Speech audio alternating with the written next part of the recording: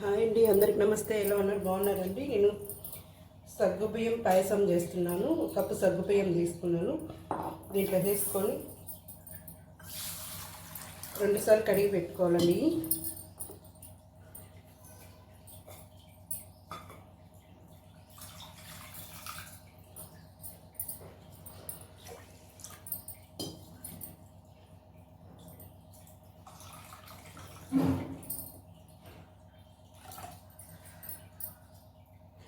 ఒక 5 నిమిషాలు నానబెట్టుకోవాలి. ఒక 5 నిమిషాలు ఉంచేసుకోవాలి. దీంట్లో కప్పు బెల్లం తీసుకున్నాను, పెద్ద కప్పు. దీంట్లో వేసి కరిగి చేసుకోవాలి.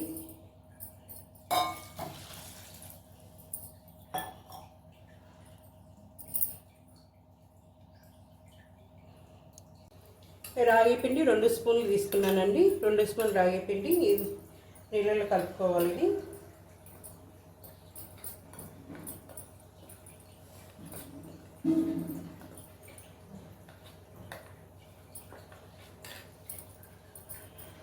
ఇది కలిపేసుకొని బాగా పక్కన పెట్టేసుకొని దాంట్లోకి పాయసంలోకి ఏమి పచ్చి కొబ్బరి ఫ్రై చేసి పెట్టుకున్నాను, బాదం ఇవి కూడా ఫ్రై చేసుకున్నాను, జీడిపప్పు ఇవి కూడా ఫ్రై చేసి పెట్టుకున్నాను.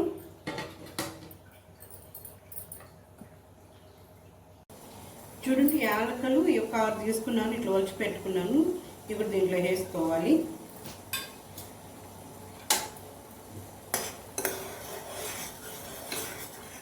ఇదంతా కరిగిపోవాలండి, బెల్లం అంతా కరిగినాక.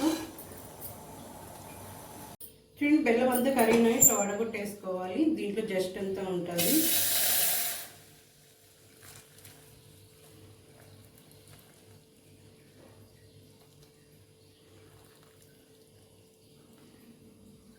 దీంట్లో వడగొట్టేసుకున్నాక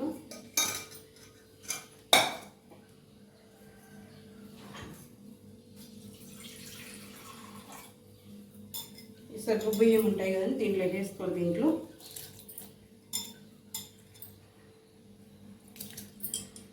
ఇట్లా ఒక 5 నిమిషాలు పెట్టుకున్నాక దీంట్లో వేసుకున్నాను. ఇప్పుడు సగం కప్పు సేమియా తీసుకున్నాను, దీంట్లో వేసుకోవాలి.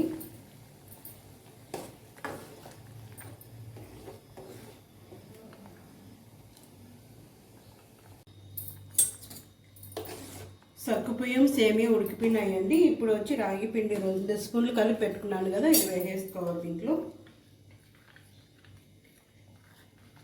దీంట్లో వేసుకోవాలి.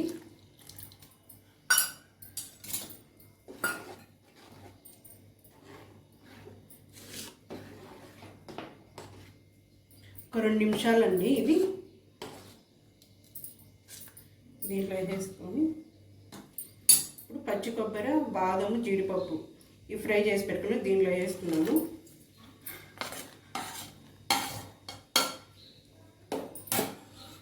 పొయ్యి ఆఫ్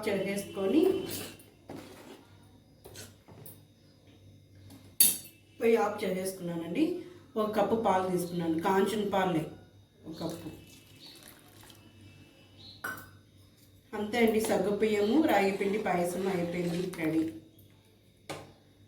ఇప్పుడు నెయ్యి వేసుకుంటాను.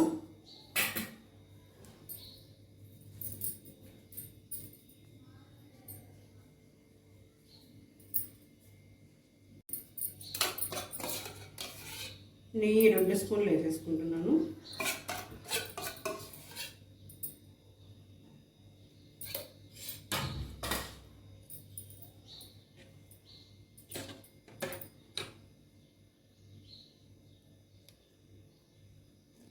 అయిపోయిందండి పాయసము.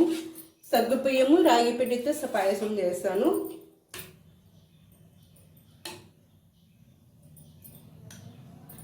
కొత్తగా చూసే వెళ్తే సబ్స్క్రైబ్ చేసుకోండి, అందరూ లైక్ చేయండి.